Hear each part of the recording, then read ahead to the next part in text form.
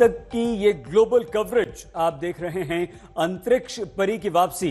आज हम एक ऐसे ऐतिहासिक पल का गवाह बन रहे हैं जो न सिर्फ भारत हमारे देश बल्कि पूरी दुनिया के लिए गर्व गौरव का क्षण है। अंतरिक्ष की अनंत गहराइयों से सितारों के बीच महीनों बिताने के बाद 9 महीने भारतीय मूल की बेटी और अमेरिकी अंतरिक्ष यात्री सुनीता विलियम्स आज अंतर्राष्ट्रीय अंतरिक्ष स्टेशन से धरती पर लौट रही हैं। आज रात करीब 3:27 पर स्पेस एक्स के ड्रैगन क्रू कैप्सूल के द्वारा फ्लोरिडा के तट के करीब समुद्र में सुनीता अपने सहयोगियों के साथ स्पेस लैंडिंग करेंगी।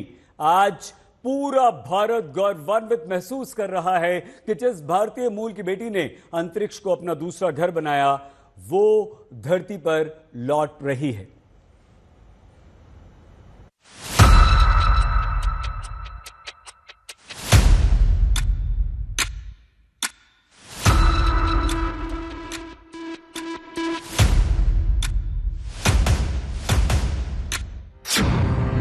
स्पेस स्टेशन से रवाना हुई सुनीता विलियम्स। कल तड़के धरती पर लौटेंगी सुनीता विलियम्स।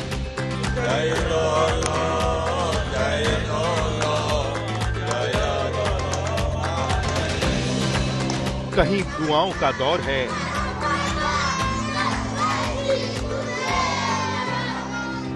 कहीं तकनीक पर जोर है। लंबे इंतजार के बाद सुनीता विलियम्स की वापसी का काउंटडाउन शुरू हो चुका है। वैसे भी घर वापसी से बड़ा कुछ नहीं होता, वो भी उन लोगों के लिए जो कई महीनों से मीलों दूर अंतरिक्ष में फंसे थे। अब धरती पर उनकी वापसी का सफर शुरू हो चुका है। इससे पहले फ्लोरिडा से फैल्कन 9 रॉकेट से 4 अंतरिक्ष यात्री जब इंटरनेशनल स्पेस स्टेशन पहुंचे तो इसकी खुशी वहां मौजूद अंतरिक्ष यात्रियों के चेहरे पर साफ-साफ झलक रही थी। SpaceX Crew 10, welcome aboard the ISS. Crew 10 has had a great journey. Crew, when we looked out the window and we saw the space station for the first time, returning for a couple of people, very first time for a couple of people. And let me tell you, that is such an amazing journey. You can hardly even put it into words. The ride up on the Falcon 9, orbiting the Earth for the last couple of days, it's been absolutely incredible, and it is something that none of us could do by ourselves. As we've said before, you cannot be great without the greatness of others, and I tell you, the greatness of the ground control teams have really shined through in the last few days getting us up here safely. Thank you very, very much. And Houston, thank you for tuning in this early morning. It was a wonderful day. Great to see our friends arrive. So thank you so much. फिर शुरू हुई वापसी की तैयारी। NASA ने जब तैयारियों की तस्वीरें दुनिया को दिखाई तो ये भावुक कर देने वाले लम्हे थे। इन तस्वीरों में सुनीता समेत बाकी अंतरिक्ष यात्री अपना सामान पैक करते दिख रहे थे। फिर वक्त आया स्पेस स्टेशन को अलविदा कहने का। वापसी के इस सफर में मंगलवार का दिन खासा अहम रहा। 18 मार्च की सुबह 8:15 पर हैच क्लोज हुआ, यानी यान का ढक्कन बंद हुआ। फिर सुबह 10:35 पर अनलॉकिंग की प्रक्रिया पूरी हुई, यानी इंटरनेशनल स्पेस स्टेशन से ड्रैगन अलग हो गया। अब हर किसी को इंतजार 19 मार्च की सुबह 2:41 का है, जब वायुमंडल में इसकी एंट्री होगी और फिर तड़के 3:27 पर फ्लोरिडा के समंदर में इसकी लैंडिंग होगी। पूरी दुनिया सुनीता विलियम्स और उनके साथियों की वापसी के एक-एक पल के अपडेट पर नजरें गड़ाए बैठी है। नासा पल पल का अपडेट अपने सोशल मीडिया हैंडल पर दिखा रहा है। फ्लोरिडा के तट पर सारी तैयारियां पूरी कर ली गई हैं, जहां पर पूरी टीम की लैंडिंग होनी है। मौसम विशेषज्ञों की टीम इस तट पर लैंडिंग के वक्त तक होने वाले मौसम, हवाओं और बाकी सारे तकनीकी पहलुओं की जांच भी लगातार कर रही है। भारत के प्रधानमंत्री नरेंद्र मोदी ने भी सुनीता विलियम्स के नाम एक खत लिखकर अपनी शुभकामनाएं भेजी हैं। उन्होंने लिखा, भले ही आप हजारों मील दूर हैं, लेकिन आप हमारे दिलों के बहुत करीब हैं। मैं आपको भारत की जनता की ओर से शुभकामनाएं प्रेषित करता हूं। आज एक कार्यक्रम में मेरी मुलाकात प्रसिद्ध अंतरिक्ष यात्री माइक मैसीमिनो से हुई। बातचीत के दौरान आपका नाम आया और हमने इस पर चर्चा की कि आपके और आपके कार्यों पर हमें कितना गर्व है। इस चर्चा के बाद मैं आपको पत्र लिखने से खुद को रोक नहीं सका।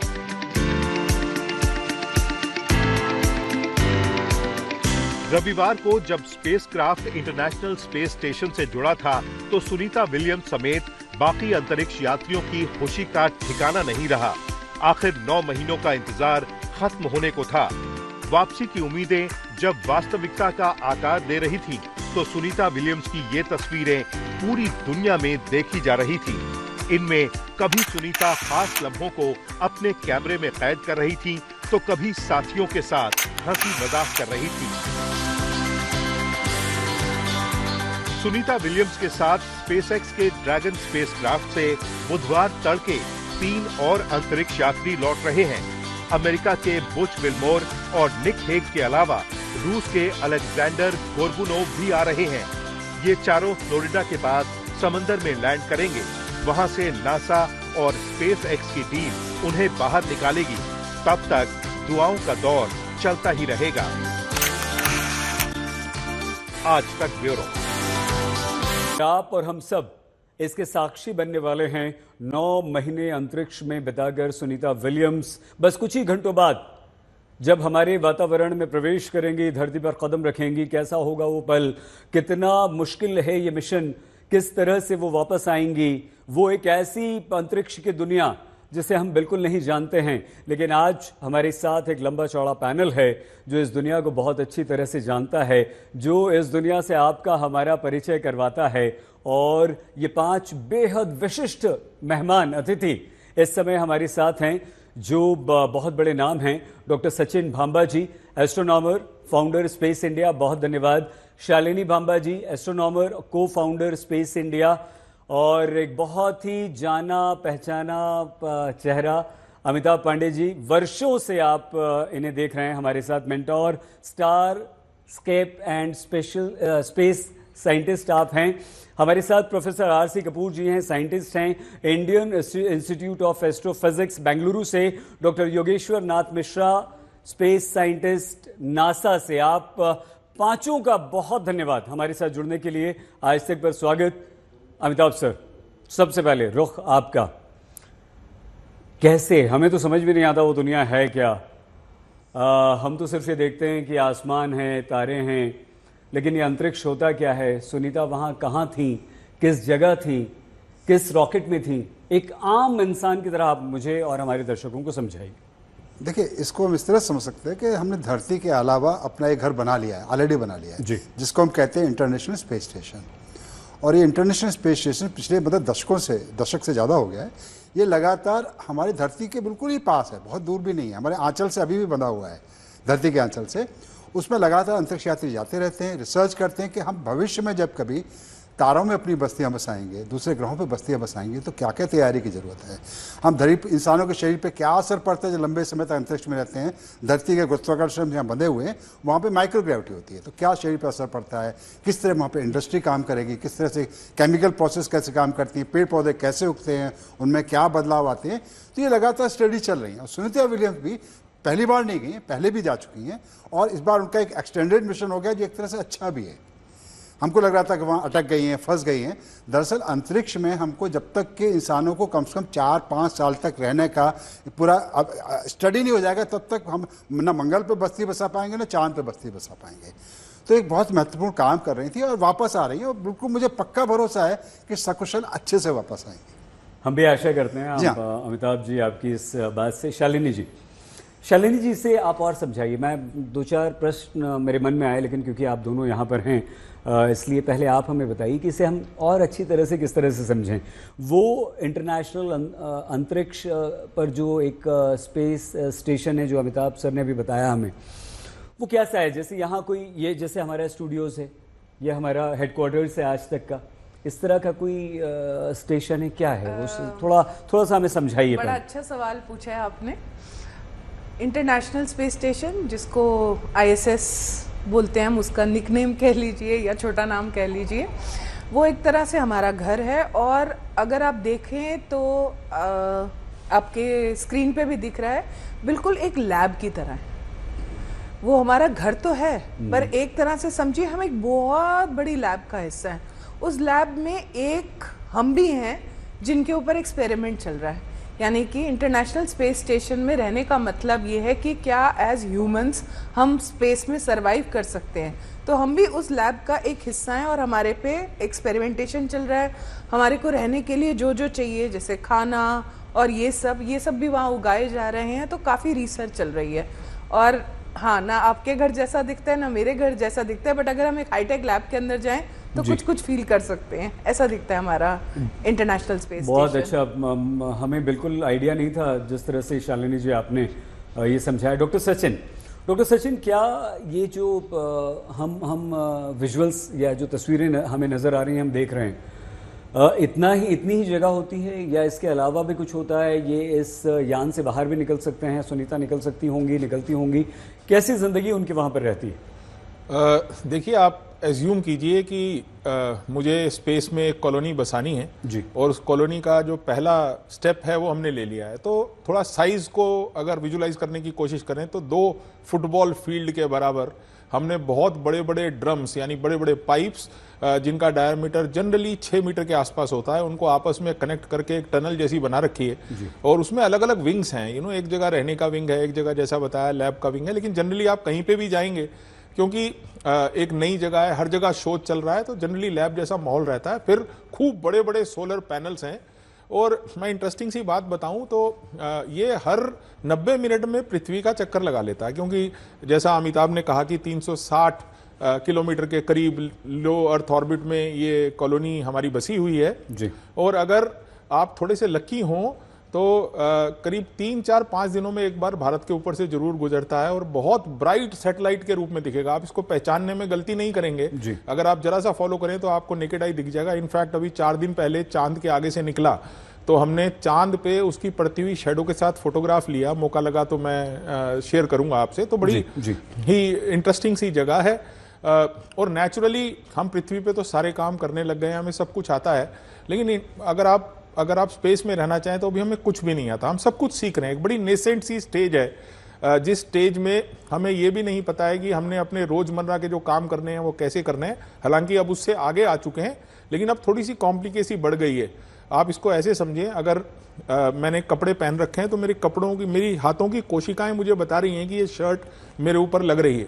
मैं सीट पे बैठा हूं तो मेरी कोशिकाएं बता रही हैं कि मैं सीट पे बैठा हूं। इमेजिन कीजिए कि हर चीज फ्लोट कर रही है। आप जिस पे भी बैठेंगे आपके ब्रेन को कुछ नहीं पता। अब सबसे इंटरेस्टिंग बात है कि आंख का ऑप्टिक जो हमारी इसके अंदर प्रेशर है वो प्रेशर बदल जाएगा। मेरी लंग्स, अगर मैं बाई चांस बाहर निकल जाऊंगा तो मेरे पास ऑक्सीजन नहीं है मेरी लंग्स जिसमें काम कर सकें। सो एक कॉलोनी है जिसके अंदर तो हम पृथ्वी की तरह रह पाते हैं, लेकिन अगर इससे बाहर निकलना पड़े, जिसको स्पेस वॉक की बात कही जाती है, अगर बाहर निकल के काम करना पड़े तो मुझे एक प्रोटेक्टिव सा सूट पहन के निकलना पड़ता है जिसमें मेरे पास ऑक्सीजन होती है। और जहां सूरज पड़ रहा है वहां +200 डिग्री टेम्परेचर और जहां आप सूरज से हटले वहां -200 डिग्री टेम्परेचर। तो इतनी लंबी चौड़ी वेरिएशन भी वो स्पेस सूट मुझे बचाता है। अभी हम सबको पृथ्वी की इंपॉर्टेंस समझ में आ रही होगी और पृथ्वी एक स्पेस शटल की तरह हमें 1 लाख किलोमीटर प्रति घंटे की स्पीड से सूरज के आसपास घुमा रही है और कितना बढ़िया घर मिला हुआ है। लेकिन वहां ऐसा नहीं है। आप बाहर निकले स्पेस सूट पहन के, अब डर समझिए, स्पेस सूट पहन के मैं काम कर रहा हूं, अगर मैंने अपने सूट में कहीं पंचर कर लिया तो मेरी जान को खतरा। अगर मैंने रस्सी यानी इसको टीथर्ड बोलते हैं, मैंने हमेशा अपने आप को कनेक्ट करके रखना है इंटरनेशनल स्पेस स्टेशन से, क्योंकि उसकी स्पीड भी 28,000 किलोमीटर प्रति घंटे की नहीं, इससे भी ज्यादा है, बहुत तेजी से घूम रहा है। और फिर अगर मैं जरा सा उससे छूट गया तो मेरे पास कोई अपॉर्चुनिटी नहीं है। लेकिन मेरे स्पेस सूट के अंदर ऐसे जेट होते हैं कि अगर मैं रह जाऊं तो स्पीड मैच कर सकता हूं। जैसे आप ट्रेन में अगर बैठे हैं तो उसी स्पीड से चल रहे हैं। तो बड़ी इंटरेस्टिंग सी जगह है और इंटरेस्टिंग सा काम है। काफ़ी कुछ समझ में आ रहा है। इससे पहले हमें ये सब बातें पता नहीं थी और थैंक यू वेरी मच। आप सब विद्वान यहाँ पर हमारे साथ हैं।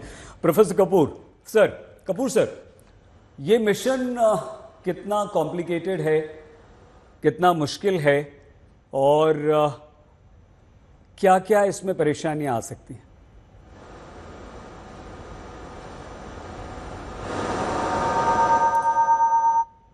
सर, सीधा जिंदगी है वहां। नहीं, हाँ, हम अब सुन पा रहे हैं आपको, प्लीज। विभिन्न प्रकार के साइंटिफिक एक्सपेरिमेंट्स किए जाते हैं और जहाँ तक मुझे पढ़ने में मिला करीब 200 एक्सपेरिमेंट्स वहाँ इस समय चल रहे हैं। तो ये 4 एस्ट्रोनॉट्स तो अब वहाँ से निकल के आ गए हैं, पर इस समय अभी भी ये लोअर ऑर्बिट में आते जा रहे हैं और 2:41 पर जो है वो डी ऑर्बिटिंग होगी। तो उसके बाद में फिर जो है एक घर की तरफ की जो आना है वो बहुत तेजी से होने वाला है। लेकिन अंतरिक्ष में रहते हुए जिस प्रकार की जिंदगी का अभी जिक्र किया गया है वो कहने में जो है सरल लगने लग जाता है, लेकिन जब वहाँ हम रहते हैं तो वो तब हम उसको महसूस कर पाते हैं। आप ये समझिए कि हर एस्ट्रोनॉट काफी लंबे समय तक जो है ट्रेनिंग से गुजरता है। बाहरीनता की स्थिति हो या आइसोलेशन हो या कैसे भी, क्योंकि ना साइकोलॉजिकल स्ट्रेसेस हैं, स्लीप को लेकर के प्रॉब्लम्स हैं और इसके अलावा जो है चूंकि लगभग 0 है ग्रेविटी, तो कार्डियोवास्कुलर सिस्टम पर उसका क्या प्रभाव पड़ेगा। इसके अलावा जो अंतरिक्ष में जो हाई एनर्जी रेडिएशन है उसका सामना करना है, उसकी वजह से डीएनए के ऊपर जो है असर पड़ सकता है। वो सब बातें हैं, उन सब का जो है अंतरिक्ष यात्री जो है बड़ी बहादुरी से सामना करते हैं। और जब जो अभी लाइव स्ट्रीमिंग थी कल को मैंने जो देखा है, सुनीता विलियम्स को सबसे ज्यादा चीयरफुल और एक्टिव पाया मैंने, तो हमारे लिए तो एक बहुत बड़ी इंस्पिरेशन की बात है। और मैं समझता हूँ कि यंग जनरेशन जो है उनको देख करके जो है अपने गर्वान्वित महसूस करेंगे और ये भी विचार करेंगे कि कभी हम भी ऐसा कुछ करके दिखा पाए। बाकी जो विभिन्न प्रकार के एक्सपेरिमेंट्स हैं तो भी चल रहे हैं। नए अंतरिक्ष यात्रियों को ब्रीफ किया गया था ताकि आगे उन एक्सपेरिमेंट्स को वो चलाते रह सके। और आप लोगों ने ये भी जाना होगा कि अंतरिक्ष में फूल भी उगाया जा चुका है, इन लोगों ने वहां पर पिज्जा भी बनाया था। तो आप समझ सकते हैं कि वो अपनी लाइफ को किस हद तक जो है उसमें एक रौनक लेके आते हैं। बिल्कुल ठीक है सर, आपने थोड़ा सा यहाँ कहा है कि हमें इंतज़ार करना होगा और ये उतना आसान नहीं है जितना बातों में लगता है, हम समझ सकते हैं सर। लेकिन हाँ, ये वाकई एक प्रेरणा है। डॉक्टर मिश्रा, योगेश्वर नाथ मिश्रा जी, डॉक्टर मिश्रा, ये एक हीलियम फैक्टर, हम लोग स्टूडियोज़ में बैठे हैं, आप लोग अपने ऑफिसेज या घर में इस समय हैं, यहाँ का वातावरण बिल्कुल अलग है, वहाँ का अंतरिक्ष का बिल्कुल अलग है। ये हीलियम फैक्टर डॉक्टर मिश्रा है क्या? सबसे पहले तो आपका बहुत बहुत धन्यवाद मुझे आमंत्रित करने के लिए। और यही कहना चाहूँगा कि जो राय मैं अपनी दे रहा हूँ यहाँ पे, ये मेरी व्यक्तिगत है और अपने एजेंसी या अपने संस्थान को मैं नहीं रिप्रेजेंट कर रहा हूँ। तो आपने हीलियम के बारे में बात किया और सभी ने अभी बताया कि स्पेस का क्या इम्पैक्ट है, स्पेस में हम क्यों जाना चाहते हैं, आइसिस क्या है। एंड तो मैं बस आपको एक थोड़ा सा डेमो देना चाहता हूँ, हीलियम के बारे में भी बताऊंगा। तो देखिए क्या है कि आप एक तरह से समझ सकते हैं कि जो इंटरनेशनल स्पेस स्टेशन है वो एक तरह से एक प्रयोगशाला है जो कि हमने स्पेस में बनाया है। और ये अर्थ के लोअर ऑर्बिट में है, जिसको लियो बोलते हैं। 400 किलोमीटर के करीब ये है ऊपर, जो अर्थ के ये घूम रहा है और इसकी रफ्तार जो है वो 28,000 किलोमीटर है और हर एक दिन में ये 16 बार धरती का चक्कर लगाता है। तो जब हम किसी चीज के चारों तरफ घूमते हैं, इसका मतलब कि हम धरती को बहुत डिटेल में भी स्टडी कर सकते हैं। उसके बाद ये है कि हम जो अपने मिशंस लॉन्च करने वाले हैं फ्यूचर में, उसको मद्देनजर कि हम ह्यूमंस को मार्स पे भेजना चाहते हैं, चंद्रमा पे उतारना चाहते हैं। वहां पे हम जाएंगे तो वहां पे ग्रेविटी नहीं होगी या ग्रेविटी का डिफरेंस होगा, तो हमारा शरीर किस तरह से इम्पैक्ट करेगा। और दूसरी चीज ये है कि हम वहां पे जाके किस तरह से पौधे उगा सकते हैं। ये स्पेस स्टेशन पे जाके हम ये सारे एक्सपेरिमेंट करते हैं। दूसरी चीज ये है कि हम वहां पे जाके स्टडी करते हैं कि ह्यूमन बॉडी किस तरह से कॉप अप करेगा ऐसे माइक्रो ग्रेविटी वाले एनवायरनमेंट में। तीसरी चीज ये है कि जो वहां पे 3D प्रिंटिंग भी हम करना सीख रहे हैं कि किस तरह से वहां पे 3D प्रिंटिंग कर सकें, ताकि हम और भी जो मिशंस लॉन्च करना चाह रहे हैं। तो जो ये हीलियम फैक्टर है, जैसे आपने कहा कि हीलियम क्या है या इसकी वजह से ये प्रॉब्लम इसमें आई थी, और उसका रीजन क्या था कि जो स्टार लाइनर है उसमें हीलियम जो है हमने यूज किया है प्रपोल्जन सिस्टम को बेसिकली एक हाई प्रेशर प्रोवाइड करने के लिए। अगर हीलियम लीक हो जाएगा वहां से तो होगा क्या कि जो हमारा प्रपोल्जन सिस्टम है वो ठीक से काम नहीं करेगा। और ये प्रॉब्लम आई जो जब स्टार लाइनर बोइंग का गया वहां पे, जब हम डॉकिंग करने वाले थे तो बेसिकली आपको दिखाऊं कि ये आप समझ सकते हैं कि जो लेगो के जो टुकड़े हैं, आई डोंट नो आप देख सकते हैं कि नहीं, तो समझिए कि इंटरनेशनल स्पेस स्टेशन इसी तरह से बना है, अलग अलग टुकड़े में। और इसकी हिस्ट्री भी बड़ी इंटरेस्टिंग है कि रसिया और अमेरिका जो है वो धरती पे लड़ाई कर रहे हैं, लेकिन स्पेस में कोऑपरेट कर रहे हैं। एक तरफ से एक जो मॉड्यूल है वो पूरा रसिया का है, दूसरा मॉड्यूल जो है वो अमेरिका का है, जिसके साथ कैनेडियन स्पेस एजेंसी, फिर जापानीज स्पेस एजेंसी, उसके बाद यूरोपियन स्पेस एजेंसी, सारे कोलैबोरेट कर रहे हैं। तो जब हीलियम लीक हुआ तो उसके बाद हुआ क्या कि जो प्रोपल्जन सिस्टम है वो काम करना बंद कर देगा, और जब वो काम करना बंद कर देगा तो ऑलरेडी हमको इतना सारा रिस्क है, जैसे और जो भी यहाँ पे बता रहे हैं सारे एक्सपर्ट्स कि देखिए वहां पे ये इम्पैक्ट पड़ सकता है, रेडिएशन का क्या इम्पैक्ट होगा, तो हम इस रिस्क को मिनिमाइज करना चाहते हैं। और जो हम जिस मॉड्यूल को या जिस प्रोपल्जन सिस्टम को लेके जा रहे हैं, अगर वही खराब हो जाएगा तो आगे चल के मान लीजिए कि हम ठीक है उसको वहां पे तो डॉकिंग जो मैनेज कर लिए, लेकिन जब हम एंटर करेंगे बाद में तो वहां पे प्रॉब्लम हो सकती है। और हमने ये जब कोलंबिया से सीखा है कि हम कोई भी रिस्क नहीं ले सकते हैं। तो ये बहुत सारे फैक्टर होते हैं जिसमें हम जब स्पेस में जाते हैं तो हमको इसको बहुत ज्यादा जितने भी फैक्टर्स हैं रिस्क के उनको मिनिमाइज करना होता है।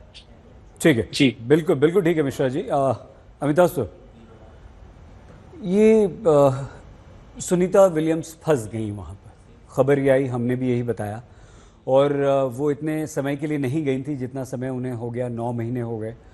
कैसे फंस गई, क्या हो गया था, क्या खराबी आ गई थी, और वापस उन तक पहुंचने में हमें इतना समय क्यों लगा? देखिए, जब सुनीता विलियम गई थी तो जो बोइंग का जो उनका जो स्पेस मिशन था मेरे ख्याल से स्टार लाइनर, तो उसमें प्रॉब्लम्स आ रही थी कि उसका जो हीलियम फैक्ट्री की बात कर रहे हैं उसमें लीक का खतरा था, पहले भी प्रॉब्लम आई थी। तो उन्होंने तय किया कि उससे रिस्क नहीं लेंगे, जबकि उसके बावजूद भी वो बाद में सफलता से उतरा। फिर ये तय किया गया कि अगले जो मिशन जाएंगे, जैसे कि इनका ड्रैगन क्रू मिशन जो गया ना, नौवा वाला ये है, तो उसके बाद फिर उनको वापस लाया जाएगा, क्योंकि उसमें पूरा क्यू बना होता है, उस क्यू को वायलेट नहीं कर सकते किसी कारण से, तो वो इसलिए उनको लंबे समय तक वहाँ रहना पड़ा। लेकिन ऐसा मानना कि वो फंस गई हैं, ये बिल्कुल ही हमारे मन का डर है, क्योंकि हम कहते हैं भारत की बेटी हैं, इंडियन किंगडम के दिल में ज़्यादा एक चाह है और दिल में ज़्यादा डर भी रहता है उसके कारण से। लेकिन अदरवाइज वहाँ पे पूरी सेफ थी, सारी सुविधाएं वहाँ पे मौजूद हैं, और एक नया उन्होंने अपना कीर्तिमान भी अपना बढ़ाया जो लंबे समय तक रहने का, और वो बहुत ज़रूरी चीज़ है समझना उसको, क्योंकि इंसान के हर एक इंसान पर उसका अलग असर होता है, एक एज में अलग असर होता है, एक एज के बाद अलग असर होता है। तो ये सारी स्टडीज चल रही हैं, उसका एक पार्ट बन गया, वो अनचाहे बन गया, लेकिन वो एक तरह से अच्छा हुआ है मैं मानता हूँ। और फिर ये जो ड्रैगन का जो क्रूड मिशन है 9 वाला, इससे वापस आ रही है सेफली। कुछ लोग गए हैं, वो मिशन वहाँ रुक गया, अभी दूसरे पीछे वाला वापस आ रहा है। मिशन शालिनी जी चलता रहेगा, और सुनीता और विल्मा दोनों जो हैं वो वापस आ जाएंगे। इसको अगर हम और थोड़ा सा आपसे समझना चाहें तो आप कैसे हमें समझाएंगी कि ये इतना समय क्यों लगा, क्यों 9 महीने लग गए उन्हें वापस आने में, और क्यों उन्हें वहाँ रुकना पड़ा? इनिशियली जब सुनीता विलियम्स गई थी और बुच विल्मोर, तो वो स्टार लाइनर की मेडन फ्लाइट थी, वो टेस्ट करने के लिए गए थे उस स्पेसक्राफ्ट को, और वहाँ पे जब वो पहुँचे तो उन्हें पता लगा कि हीलियम लीक हो रहा है उन थ्रस्टर्स में से, और उन थ्रस्टर्स में हीलियम लीक होना अपने आप में एक डेंजरस बात है। बट थैंकफुली वो डॉक हो गया और दोनों एस्ट्रोनॉट ISS में चले गए। इनिशियली उन्हें 8 या 9 दिन वहाँ पे रहना था, बट और फिर वो ट्राई करते रहे कि उसमें इम्प्रूवमेंट आ जाए, तो जो जिस विमान से गए हैं उसी विमान से वापस आना था, क्योंकि उसकी ही टेस्टिंग करने के लिए गए हुए थे वो दोनों। जब उन्होंने वहाँ टेस्ट करते रहे स्पेस के अंदर, तो इसमें उनको 2 से 3 महीने लगे ये बात समझने में और ट्राई करने में, क्योंकि टेस्टिंग वहाँ हो रही थी। अब विमान वहाँ पे डॉक्ड था ISS के साथ, तो चेक करने में उन्हें टाइम लगा, और इसमें 2-3 महीने निकल गए। फिर ये डिसाइड किया गया कि इतने 2 एस्ट्रोनॉट्स और 2 ह्यूमन लाइफ को इतने डेंजर में नहीं डाला जा सकता है। ये अपने आप में इतनी बड़ी ऑर्गेनाइजेशन के लिए, सब देशों के लिए, कि एस्ट्रोनॉट्स इतने डिफ़िकल्ट काम करते हैं, हमारे लिए एक इंस्पिरेशन है वो, कि आज वो स्पेस में रही हैं तो वो इतने सारे लोगों का सपना जीवित है कि एक दिन हम भी स्पेस में जाके रह सकते हैं, तो उनकी लाइफ बहुत ही बहुमूल्य है। तो इसलिए डिसाइड किया गया कि उन्हें वहीं रहने दिया जाए, क्योंकि वो उस टाइम पे ISS में ज़्यादा सेफ हैं रादर देन उनको बुलाने की जल्दी की जाए। फिर थोड़ा सा जैसे धरती पे चेंज हुआ, थोड़ा इलेक्शन और थोड़ा एडमिनिस्ट्रेटिव चेंजेस आए हैं, तो उन एडमिनिस्ट्रेटिव चेंजेस के चलते हुए ये डिसाइड किया गया कि अब उसमें ना ला के स्टारलाइनर में जो नेक्स्ट क्रू जाएगा, जैसे 9 क्रू गया हुआ है, जैसे मैंने आपको पहले बताया था कि हर 6 महीने के लिए एस्ट्रोनॉट्स वहाँ रहते हैं, उनको वहाँ रहना है, उनके ऊपर एक्सपेरिमेंट हो रहा है कि वो कैसा बिहेव करेंगे स्पेस में, और साथ में ये भी एक्सपेरिमेंट कर रहे हैं कि क्या वहाँ की एनवायरनमेंट कंड्यूसिव है, जो काम धरती पे हो रहे हैं वो वहाँ पे भी किए जा सकते हैं। तो नेक्स्ट जो क्रू जाने वाला था 6 लोगों का, उसके साथ सोचा गया भेज दिया जाएगा। फिर प्रेसिडेंट डोनाल्ड ट्रंप ने ये बोला कि वो और वेट नहीं करना चाह रहे हैं और वो चाहते हैं कि सुनीता विलियम्स सुरक्षित वापस लाई जाएं।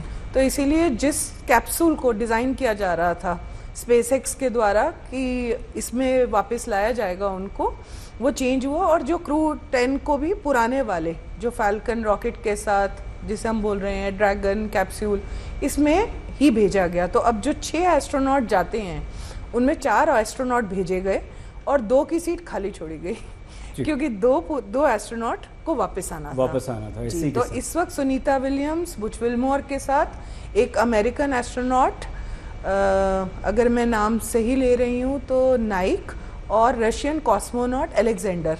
तो ये 4 लोगों ने आना है सेफली और 2 रुक जाएंगे। जी 2 रुक जाएंगे। 6 गए, 4 वापस आएंगे, 2 वहाँ रुक जाएंगे। इस बार 4 ही गए क्योंकि 2 लोगों की वापस लाने की जगह के लिए, तो 2 रुक जाएंगे, 4 वापस आएंगे। जी जी तो जी। डॉक्टर सचिन, ये शेड्यूल्ड ट्रिप था जो अभी 4 गए हैं? जी बिल्कुल। या इन्हें स्पेशली भेजा गया है वहां पर? नहीं, ये शेड्यूल्ड ट्रिप है। जैसे शालिनी बता रही है, इनफैक्ट जो क्रू 9 गया उसमें 2 लोग कम भेजे गए। तो सुनीता विलियम्स जी ने दोबारा से उसकी कमांड संभाली आईएसएस की। एक्चुअली सुनीता जी आईएसएस की कमांडर रह चुकी हैं पहले, तो उन्होंने कमांड यानी 2 लोगों को कम भेजा गया और 2 लोगों ने वहाँ पे अपनी कमांड संभाली। सुनीता जी ने कमांड संभाल ली उसकी और फिर से कमांडर बनी आईएसएस की, और साथ में उनके विलमोर तो थे ही वहाँ पे एज अ टेक्निकल एक्सपर्ट साथ में काम करने के लिए, और 2 लोग और भेजे गए। तो अब वो 4 जो है वो वापस आ रहे हैं। अब 4 गए हैं क्रू 10 में जो शेड्यूल्ड था, और अब ये 4 वापस आ रहे हैं। सो इस तरह से ये काम पूरा किया गया। और बीच में बड़ी अटकलें थी कि सुनीता जी को बड़ी दिक्कत हो गई है, ऐसी परेशानियां हो गई हैं, बहुत सारी अटकलें थी, हम सारी रात इसके बारे में बात करेंगे।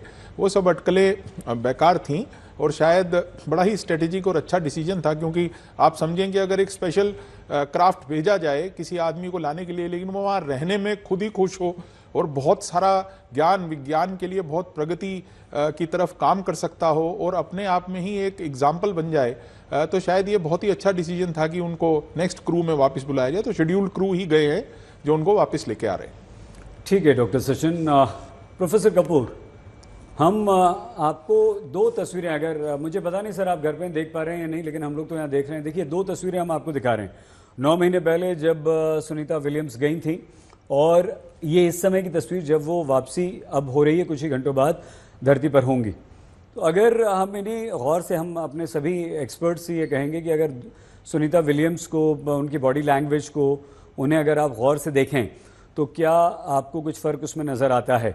9 महीने में सुनीता विलियम्स की हेल्थ में कितना फ़र्क पड़ा है? 9 महीने में सुनीता विलियम्स के एटीट्यूड, बिहेवियर में कितना असर पड़ा है? 9 महीने पहले उनकी बॉडी लैंग्वेज क्या हुआ करती थी, अब क्या है? उनका जोश जुनून कितना था, अब वो कैसी हैं? जब गई थी तब देखिए वो नाच रही थी, डांस कर रही थी।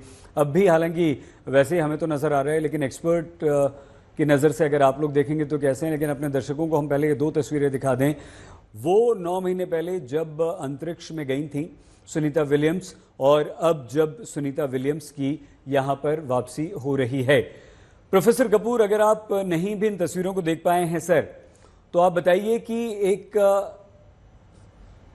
एस्ट्रोनॉट की जिंदगी पर, स्पेस में 9 महीने गुजारने पर उसके मन मस्तिष्क पर क्या असर होता है सर?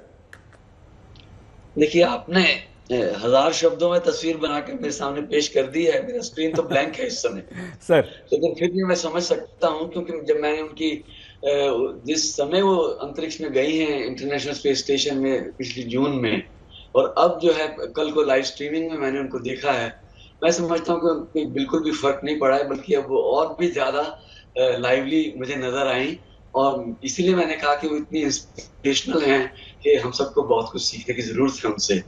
और ये बात सही है कि 9 महीने रहने के बाद जो है शरीर के ऊपर तो वाकई में बहुत असर पड़ता है। मस्कुलर एट्रोफी और बोन डेंसिटी का लॉस जो है, ये जो इन चीजों से बचा नहीं जा सकता। इसके अलावा जो हाई एनर्जी रेडिएशन की डोसेज जो शरीर को मिलती है, उससे हम बच नहीं सकते हैं। लेकिन फिर भी जो है अंतरिक्ष में इस समय भी वहाँ 7 अंतरिक्ष यात्री हैं। जब ये लोग वहाँ थे, आपस में मिलकर काम करना है, एक दूसरे के पास से बातें करनी है, एक दूसरे को देख के मुस्कुराते हैं, कभी फोटो खींच रहे हैं, कभी कुछ कर रहे हैं।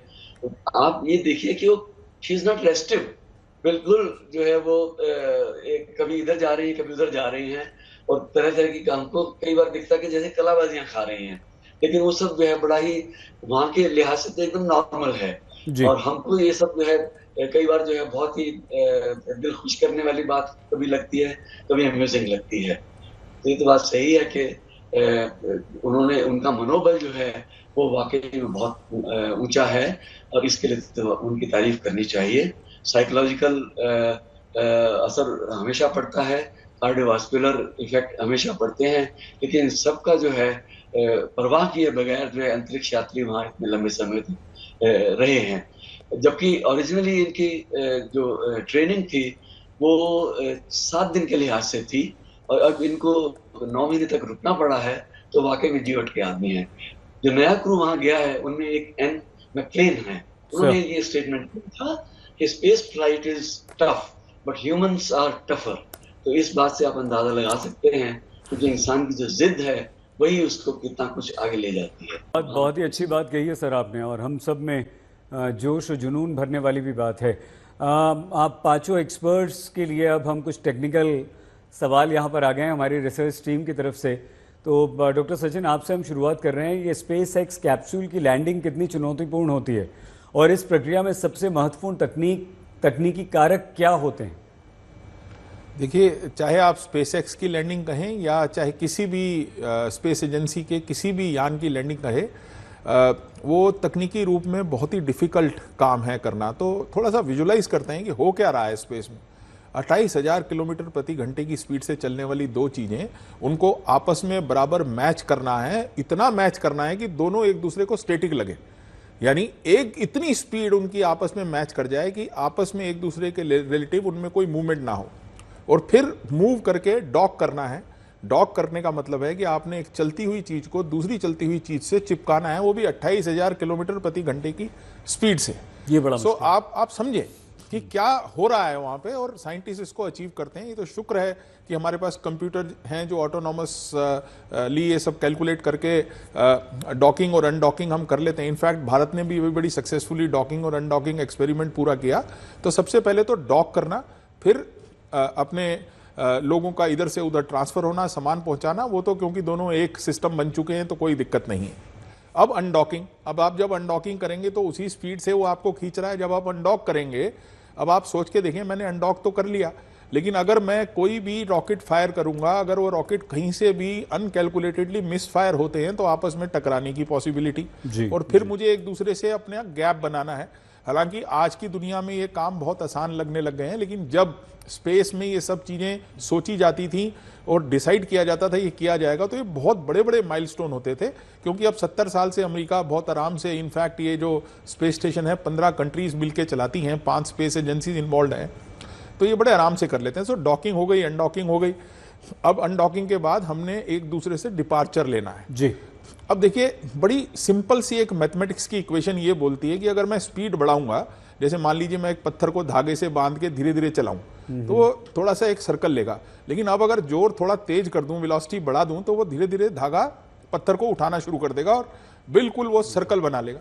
सो इसी तरह से अगर मेरी स्पीड बढ़ती है तो मैं हायर ऑर्बिट में जाता हूं, अगर मेरी स्पीड कम होती है तो मैं लोअर ऑर्बिट में जाता हूं, जिसको बेसिकली डिपार्चर के बाद डी ऑर्बिटिंग कहा जाता है। सो डी ऑर्बिटिंग करना, एक बार डिपार्चर ठीक हो गया तो डी ऑर्बिटिंग को मैं बहुत मुश्किल काम नहीं मानता, क्योंकि अपने आप को पलट के रॉकेट रेट्रो फायर करने हैं, जिस डायरेक्शन में आप जा रहे हैं, तो एक तरह से ब्रेक लगानी है ताकि आप लोअर ऑर्बिट में आ जाएं और चक्कर खाते हुए पृथ्वी पे वापस आ जाएं। लेकिन जब पृथ्वी को टच करते हैं और पहली बार एटमॉस्फेयर किसी कैप्सूल से लगता है, साहब आप समझिए कि पसीना निकलता है और आज भी निकलेगा। चाहे जितना मर्जी आप कहें कि विज्ञान तरक्की कर गया है, लेकिन एक बार वो घर्षण याद कीजिए, आपको टूटते हुए तारे दिखते हैं जी, तो वो पत्थर होते हैं जो पृथ्वी के वातावरण से टकराते हैं और क्या चमकते हैं, क्या ब्लास्ट होते हैं। तो सेम ब्लास्ट की पॉसिबिलिटी, अगर मारुति कार जितना बड़ा पत्थर हमारे वातावरण में घुसे तो जो वो हीट पैदा करता है आप सोच नहीं सकते। और उस हीट से बचाने के लिए उसके आगे ऐसे एलिमेंट्स लगे हैं जो उसको हीट से बचाते हैं। अगर उनमें से कुछ भी काम नहीं किया तो 1 मिनट लगेगा सिर्फ धमाका होने। इतना डेंजरस ये काम होता है। और ये सिर्फ मैं स्पेस एक्स के कैप्सूल से नहीं कह रहा हूं, ये एक एक्सीडेंट हम लोग देख चुके हैं जी, बिल्कुल। हम सब जानते हैं, हमारी भारत की दूसरी बेटी, उसके बारे में बात भी नहीं कर सकते। बिल्कुल बिल्कुल है ना सर। एंट्री का जो एंगल होता है एटमॉस्फेयर में, आप किस एंगल से टकराएंगे, सीधे गए तो 1 सेकंड में ब्लास्ट हो जाएगा। बस। अगर आपने ज्यादा स्लो एंगल ले लिया तो आप बाउंस कर जाएंगे। जब पत्थर को पानी, गिट्टी को पानी को छालते हैं। अब हम साइंटिस्ट थोड़े लालची भी होते हैं। अब जब तक वो री एंट्री कर रहे हैं तो उसका एंगल को मेंटेन करने से पहले खिड़कियां खोल रखी हैं ताकि चलते हुए भी एक्सपेरिमेंट होते रहें, क्योंकि कुछ भी हो हम एक्सपेरिमेंट जरूर करेंगे। अब उससे जस्ट पहले आपने अपनी खिड़कियां बंद करनी है, जिसको इसमें प्रॉपर एक स्टेज कहा जाता है। तो 7 स्टेज की री एंट्री होती है। तो वो खिड़कियां बंद होंगी और बंद होने के बाद उसका नोज कोन रेडी होगा, उस एंगल पे हिट करेगा। हिट करने के कुछ सेकंड तक मेरी सांसें जरूर अटकी रहेंगी और मैं जानता हूं पैनल में हम पांचों की सांसें अटकी रहेंगी। उसके बाद जब एक बार वो कुछ सेकंड के लिए उस एटमॉस्फेयर में चल पड़ेगा, रुक जाएगा, तो स्लो हो जाएगा, तो फिर वो लैंडिंग जो है वो सेफ है। केवल ड्रॉप होना है। पैराशूट में कोई ग्लिच की पॉसिबिलिटी नहीं है, क्योंकि कई सालों से बहुत पैराशूट डिजाइन हो चुके हैं। सो आज की डेट में अब तक जो हो चुका है उसके बाद मुझे सिर्फ एक ही समय पे लगता है जब वो री एंट्री करेगा तो थोड़ा सा कंसर्न रहेगा, अदरवाइज कोई बात नहीं है। लेकिन तकनीकी रूप से अगर बोलूं, स्टेटिस्टिकली बोलूं, तो आज की डेट की सबसे सेफ जर्नी है। ऐसे एक्सीडेंट्स ट्रैवलिंग इन, क्या बात कर रहे हैं? बिल्कुल बिल्कुल एग्जैक्टली। क्यों डरा रहे हैं फिर आप इतना में? नहीं, मैंने डराया नहीं है, मैंने आपको सिर्फ खतरे का आभास करवाया। जी, नहीं, रिस्क है और जी फिंगर क्रॉस, हम सब यही दुआ कर रहे हैं, प्रार्थना कर रहे हैं कि ठीक आ जाएं। डॉक्टर मिश्रा, क्योंकि हम ये टेक्निकल सवालों के दौर में हैं, तो सुनीता विलियम और उनके साथी विल्मोर की सिक्योरिटी, सुरक्षा को सुनिश्चित करने के लिए कैप्सूल में कौन कौन से सेफ्टी फीचर्स अपनाए गए हैं? देखिए, पहले तो मैं ये बताना चाह रहा हूँ थोड़ा टेक्निकली कि किस तरह से हम उस कैप्सूल से बेसिकली वो कैप्सूल जो है डिजाइन हुआ है। दूसरी चीज ये भी बताना चाहता हूँ कि किस तरह से ये पूरा मतलब जो हमारा जो स्पेस क्राफ्ट है वो किस तरह से वापस आता है। तो जैसे सर अभी बता रहे थे कि इसमें बहुत सारी ऐसी कॉम्प्लिकेशंस चीजें होती हैं और इस चीज को एक एक चीज को हमें मनूवर करना होता है। तो जब हम वापस आना चाहते हैं तब ज्यादा डिफिकल्ट होता है मेरे ख्याल से, रादर देन जब हम जाते हैं। ठीक है, तो जब हम बेसिकली सबसे बड़ी चीज है कि हम एक तो कैप्सूल के अंदर वो प्रेशर मेंटेन करना चाहते हैं। दूसरी चीज की क्योंकि हम एक इंसान हैं और हमें ऑक्सीजन की जरूरत है, तो जिस तरह से हम अभी आपसे बात कर रहे हैं ऐसे एटमॉस्फेयर में रहना चाहते हैं, वही चीज हम चाहते हैं कि हमारे कैप्सूल के अंदर मेंटेन रहे। फिर इस कैप्सूल में आप देखेंगे थ्रस्टर की बात हो रही है, प्रोपल्जन सिस्टम की बात हो रही है, ये सारी चीजें भी होती हैं। फिर इसमें जो है एक ट्रंक होता है वो अटैच होता है। तो सबसे पहली चीज जो है कि जब हम वापस आते हैं तो हम अपने आप को डिटैच करते हैं। पहला वो स्टेज होता है कि हम सेपरेट करना चाहते हैं, तो पहले अनडॉकिंग होती है, फिर हम अपने आप को सेपरेट करते हैं। जब सेपरेट करते हैं तो हम क्या करते हैं, थोड़ा सा एक ट्रस्ट देते हैं ताकि हम जो हमारा इंटरनेशनल स्पेस स्टेशन है उससे दूर जाएं, उसके ऑर्बिट से बाहर निकलें या उसके ऑर्बिट में ही जाके दोबारा न टकराएं। तो ये आपका जो है ये सेपरेशन फेज है। उसके बाद ये ऑर्बिटल मनूवर होता है कि हमें अपने ऑर्बिट को मनूवर करना है। कुछ घंटों के बाद फिर हम जो है ये जैसे डी ऑर्बिट प्रिपरेशन करते हैं कि हमें अब डी ऑर्बिट अपने आप को करना है। वहां पे फिर हम तकरीबन 15 मिनट के लिए ये थ्रस्टर्स को यूज करते हैं। और दूसरी चीज ये है कि ये जो डी ऑर्बिट होता है वो जब हम स्प्लेश डाउन करते हैं, जिस मोमेंट पे हम जाते हैं स्प्लेश डाउन के तकरीबन 1 घंटे पहले ये हम डी ऑर्बिट बर्न करते हैं। और डी ऑर्बिट बर्न जो होता है वो ऐसी स्टेज होती है कि जहां पे हम अपने जो हमारा कैप्सूल है, जो हमारा सिस्टम है जिससे हम वापस आ रहे हैं, उसको हम रोकना चाहते हैं। उसको रोक के उसकी स्पीड को कम करना चाहते हैं। कि इमेजिन करिए कि अगर उसकी स्पीड बहुत ज्यादा होगी तो जैसे ही वो एटमॉस्फेयर में एंटर करेगा तुरंत ब्लास्ट होने की संभावना है, या पूरी तरह से एक प्लाज्मा बॉल में वो कन्वर्ट हो जाएगा। तो हम उसकी स्पीड को स्लो डाउन करते हैं। स्पीड को स्लो डाउन करने के बाद जब वो एंटर होता है, एंटर करने के बाद फिर जब हम उसको चाहते हैं कि लैंड हो, तो फिर पैराशूट खुलता है और पैराशूट फिर स्प्लेस डाउन करता है। अब दूसरी चीज इसमें ये बताना चाहता हूँ कि स्पेस एक्स और जो ये हमारा ये स्टारलाइनर है, इन दोनों के टेक्नोलॉजी में डिफरेंस ये है कि आप हमेशा देखेंगे जो स्पेस एक्स का ड्रैगन है वो हमेशा पानी में जाता है, ठीक है, क्योंकि उसमें केवल पैराशूट लगा हुआ है। लेकिन जो स्टारलाइनर टेक्नोलॉजी है उसको क्या है कि हम किसी सतह पे भी, सॉलिड सरफेस पे भी लैंड करा सकते हैं, क्योंकि उसमें एयर बैग्स लगे होते हैं। जिस तरह से जैसे एयर बैग होता है हमारे कार में, उसी तरह से एयर बैग लगे होते हैं, और जब पैराशूट से वो नीचे आता है और एयर बैग्स खुल जाते हैं ताकि हम सॉलिड उस पे भी मतलब गिर सके।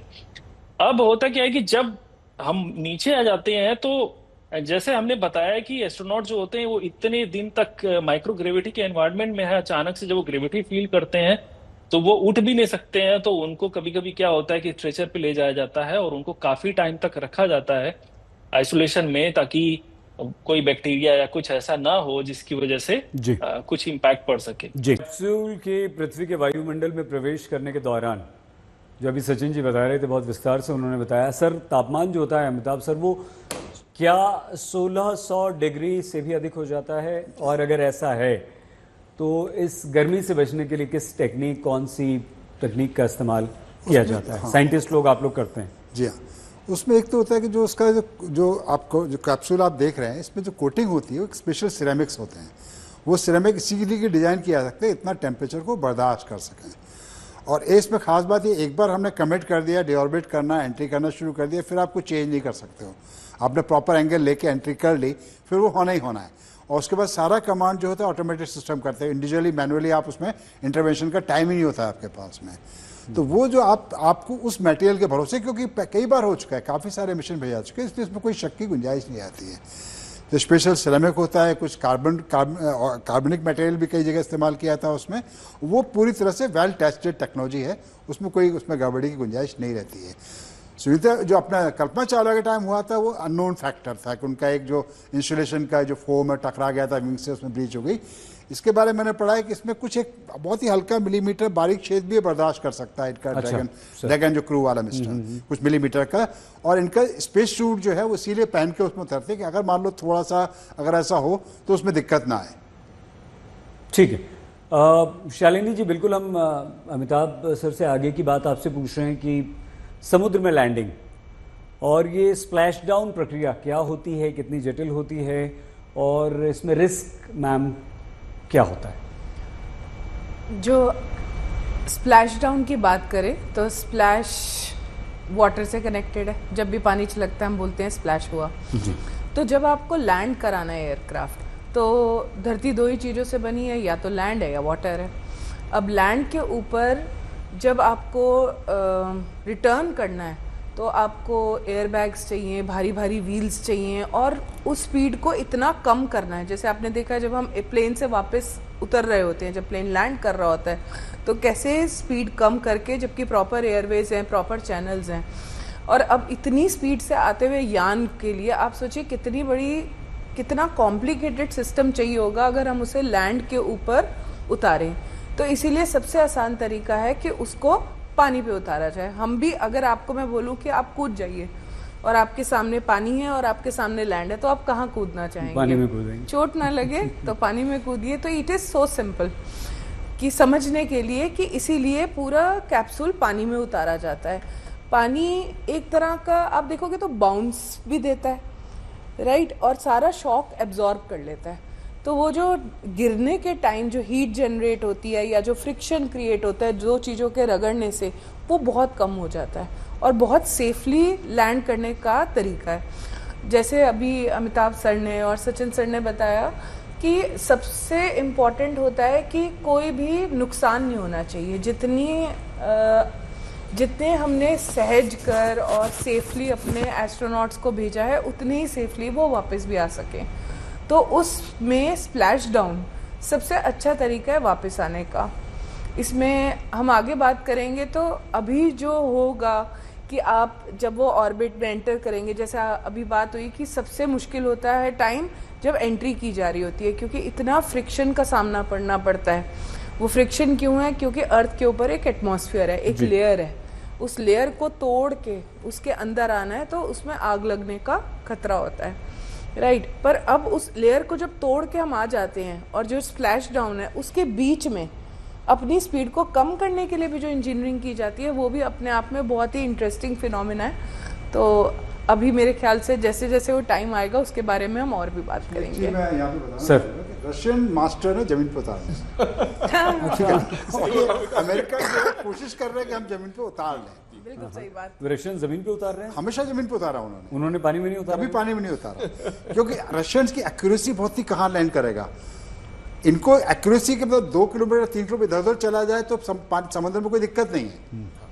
तो अभी हम भी तैयारी, आगे हम सबको तैयारी करनी पड़ेगी। अमेरिका इसमें उनका जो स्टार लाइनर गया था उसी का टेस्ट था वो, उसमें रिस्क थी इसलिए उसको इनका लैंडिंग कैंसिल किया गया कि मैनुअली उसको ऑटोमेटिकली उतारा गया। तो वो सक्सेस मिल जाएगी, बहुत मुश्किल नहीं है। लेकिन ये है कि पानी पर चूंकि आपके पास मार्जिन होता है ना कि 1-2 किलोमीटर इधर उधर हो जाए तो कोई दिक्कत नहीं है, तब तक नेवी का शिप पहुंच जाएगा, आपको वहां से पिकअप कर लेगा। मैं भी थोड़ा सा आप लेकिन मैं ये सवाल जो शालिनी जी बोल रही थी, जिसके बात हो रही थी, उससे जुड़ा हुआ ये सवाल है लैंडिंग का आपके लिए सचिन जी, और वो ये कि लैंडिंग की प्रक्रिया जितनी जटिल होती वो तो बता दिया। अब जब लैंड कर गए आप तो सुनीता विलियम और विल्मोर जो उनके साथी हैं उन्हें रेस्क्यू टीम किस तरह से निकालेगी सचिन जी, और उन्हें नॉर्मल करने में, सामान्य स्थिति में लाने में, हमारे एटमॉस्फेयर में उनको कंफर्टेबल करने में कितना टाइम लगता है? सर आपने ना बड़ा डिफिकल्ट सा सवाल पूछ लिया। अगर बोलूं तो आपको, आपने वर्ड्स इस्तेमाल किया सामान्य। अब सामान्य करने में तो बहुत समय लगेगा। आप इसको ऐसे समझें कि सुनीता विलियम जी जितनी भी विल पावर रखती हों, सो पहले स्टार्ट करते हैं कि होगा क्या। तो जब स्प्लैश कर जाएगा, हम जानते हैं अंदर हवा है और एक बंद मॉड्यूल है, तो नेचुरली हवा की वजह से वो ऊपर आ जाएगा। आराम से आने के बाद एक क्रू वहां पे जाएगा, इनसे बोला जाएगा बिल्कुल भी आप हिले नहीं, क्योंकि 6 महीने वो ऑलमोस्ट जीरो ग्रेविटी में रह के आए हैं। ऑलमोस्ट जीरो ग्रेविटी, मैं माइक्रो ग्रेविटी की वजह से बोल रहा हूँ, और उसमें रह के आए हैं। जैसा मैंने आपको बताया था कि हमारी कोशिकाएं भूल जाती हैं कि पृथ्वी पे कैसे रहा जाता है। कोशिकाएं मतलब आप अपना दिमाग तो छोड़िए, आपकी कोशिकाएं भूल चुकी हैं। तो हर बहुत कर रहे हैं। हाँ। और तैरने के बाद जैसे ही आप जमीन पे आते हैं आपको क्या लगता है? कुछ चीज आपको नीचे दबा रही, और ये तो देखिए में क्या है कि आप जैसे कभी कूदते हैं ऊपर से, ऐसा पेट में खाली खाली लगता है ना। हाँ। वो हमेशा फील करते हैं 9 महीने तक लगातार। अभी तो ये जो चेंजेस हैं, जो फिजियोलॉजिकल चेंजेस आ रहे हैं, उसका साइकोलॉजिकल इम्पैक्ट भी होता है। और फिजियोलॉजिकल चेंजेस में पहले उनको आराम से निकाल लिया जाएगा, मतलब डीप्रेशराइज किया जाएगा, फिर उनको आराम से निकाला जाएगा। उनको ना खड़े होने के लिए बोला जाएगा, ना हिलने के लिए बोला जाएगा। लोग मदद करके उसको क्रू बाहर निकालेगा, एक एक आदमी को, और उनको लिटा करके लाएंगे। अब आप अभी जो अमिताभ जी ने बात कही उसको समझें। हम तो स्विमिंग पूल से निकलने के बाद खड़े होते हैं तो हमारे शरीर को पता लगता है कि वेट पैरों में जा रहा है। उनकी तो कोशिकाओं को इतने दिनों बाद, वो लेटेंगे भी तो उनको अनईजी फील होगा। 4 चीजें याद रखें, आंख, हमारा दिल, ये बहुत दिक्कत में आ जाते हैं। हमारी हड्डियां, ये बहुत दिक्कत में आते हैं। और आप यकीन माने कि ऐसा लगता है कि यार क्या बेकार जगह पे ले आए, मुझे वापस स्पेस में भेज दो। मतलब आपको सच बता रहा हूं, 2 घंटे तो मैं यहाँ ऐड करूंगा कि आप जैसे बोले कैसा वातावरण होता है। आप सोचिए रेल के डब्बे में आप अंदर हैं, छोटा सा डब्बा है, वहां कोई बिस्तर नहीं है, कोई फर्श नहीं, कोई छत नहीं, कोई दीवार नहीं है। आपको वहां पर किसी भी दीवार से आपको बेल्ट से बांध लेना, अपने आप को सो जाना है। आप बिस्तर की नरमी भूल जाते कैसी होती है। अच्छा, आप तीनों ने एक्सपेरिमेंट किया है ऐसा कुछ? यहाँ सर हम लोग, हमारे पास पृथ्वी नहीं क्रिएट करके ऐसा कुछ जो अभी एग्जांपल लिया, इसका एक्सपेरिमेंट सबसे ज्यादा पानी में। इनफैक्ट एस्ट्रोनॉट सारी ट्रेनिंग पानी में पृथ्वी में भी तैयार किया जाता है, तो पानी में ही हमारे को ट्रेनिंग रखी जाती है। हम भी पानी में ये ट्रेनिंग करते हैं। तो जिस तरह में पानी में हर चीज, आप समझे कि मैंने ये बोतल छोड़ी, मेरे दिमाग को पता है नीचे गिरेगी, लेकिन अगर मैं बोतल छोड़ू और यहीं अटक जाए, यहीं अटक जाए, यहीं खड़ी है, उसे कोई मतलब नहीं गिरने गिरने का, ना कुछ ऊपर है ना कुछ नीचे है। लौट के आते हैं लोग, एस्ट्रोनॉट ने पैन निकाला, कुछ लिखा, ऐसे छोड़ दिया। ऐसे छोड़ने की आदत पड़ी हुई है। अब समझिए, हवा में छोड़ दी। आप हार्ट को सोचिए, 1 मिनट के लिए सोचिए, हार्ट के पास दिमाग है, उसे कोई जोर ही नहीं लगाना पड़ रहा है, क्योंकि यहाँ पे तो ब्लड जब पंप करता है पैरों में जाता है तो बेचारे को खींचना पड़ता है। वहां तो कोई ऐसी प्रॉब्लम ही नहीं है, ग्रेविटी है ही नहीं, हल्का सा चमकता है सब तरफ खून। अब जैसे ही वो आकर के नीचे आएंगे उस हार्ट को दोबारा काम करना पड़ेगा, और एक बार वो भी बोलेगा अरे भैया मैं नहीं कर रहा हूँ, हो गया उसकी मसल्स तो कमजोर हो गई हैं, आप समझिए, मतलब ये बहुत ही कॉम्प्लिकेटेड प्रोसेस है। करीब 45 दिन लगेंगे इनको अभी असामान्य रूप से पृथ्वी पे रहने में। सामान्य शब्द मैंने इसीलिए आपका पकड़ लिया था, क्योंकि सामान्य होने में तो अगर मैं इसको साइकोलॉजिकल बोलूं कि वो सामान्य कब हो पाएंगी, तो मुझे ये लगता है कि जितना मैं सुनी को जानता हूं, क्योंकि मेरी पर्सनल मित्रता है उनके साथ, तो जितना मैं उनको जानता हूं थोड़ा जल्दी कर जाएंगे। लेकिन अगर के साथ जी क्या बोला आपने? सुनी? जी जी, उनको सुनी ही कहा जाता है हमारे सुनी विलियम्स। सो जितना मैं उनको जानता हूं करीब 4-1 महीने में वो फुली रिकवर करेंगी, जब एक्चुअली भाग पाएंगी, क्योंकि उनका बैलेंस आउट होगा। आप सोच भी नहीं सकते कितनी कॉम्प्लिकेशन होती है हमारे ब्रेन में। हम कुछ पर्सनल सवाल भी उनके बारे में पूछेंगे आपसे थोड़ी देर बाद। आप प्लीज कंप्लीट कीजिए जी, क्योंकि अभी हम बड़ी टेक्निकल बातें कर रहे हैं दोस्तों, इसलिए। सो हमारे ब्रेन में हमारे बैलेंस को रखने के लिए ग्रे पानी है हमारे सेंटर में, जो हमारे को बताता है हमारी ओरिएंटेशन क्या है, जैसे गायरोस्कोप की तरह। आप सोचिए वो पानी भी हवा में हो जाता है, तो ब्रेन को भी नहीं पता है कि क्या होने वाला है, और ये सब रिवाइव होगा। और कई दिनों तक उनको पहले तो सिर्फ अपने कंट्रोल लेने होंगे। हमारी सेल्स को, हमारी नर्व्स को वो प्रेशर बंद हो चुका है, ब्लड का उतना प्रेशर नहीं है, आंखों में उतना प्रेशर नहीं है, कान ठीक से सुन नहीं पा रहे हैं, क्योंकि बहुत दिक्कत वाला समय रहता है जब वो वापस आते हैं। एक बार जैसे बच्चा पैदा होता है और कहता है ना कि भाई मेरे को क्या आप गलत जगह पे ले आए हैं, रोता है, उस तरह से एस्ट्रोनॉट को ये फीलिंग होती है। लेकिन ट्रेनिंग इतनी जबरदस्त होती है, इतनी मैच्योरिटी होती है, सब बातें की गई होती हैं, उनसे साइकोलॉजिकली प्रिपेयर किया गया होता है। वो जानते हैं कि कुछ देर में ये नॉर्मल हो जाएगा, वरना मुझे तो ये लगता है कि एक बार तो मन ये करता है भैया वापस भेज दो, ये बहुत गलत जगह पे आ गए हैं। नहीं, लेकिन ये बहुत मुश्किल भी है, और आप सभी लोगों की हिम्मत को हमारा सलाम कि आप लोग इतने डिफ़िकल्ट मिशन को इतना अच्छी तरह से, इतने ह्यूमर के साथ कर रहे हैं, हंसी मजाक में उसे बता रहे हैं, और बहुत अच्छी तरह से आपने इसे समझाया भी है। हम डॉक्टर मिश्रा, क्योंकि आप नासा से जुड़े हुए हैं, अगर मान लीजिए स्पेस एक्स का ये मिशन जो है वो सक्सेसफुल है, तो गगनयान हमारा भी एक मिशन है, क्या उससे कुछ हमें फ़ायदा हो सकता है, हम कुछ उससे सीख सकते हैं डॉक्टर मिश्रा? सर देखिए, जितने भी स्पेस मिशन है ये कहीं ना कहीं साइंस को और ज़्यादा ऐड ऑन करते हैं, और हर एक मिशन से हम एक नई जानकारी ले सकते हैं।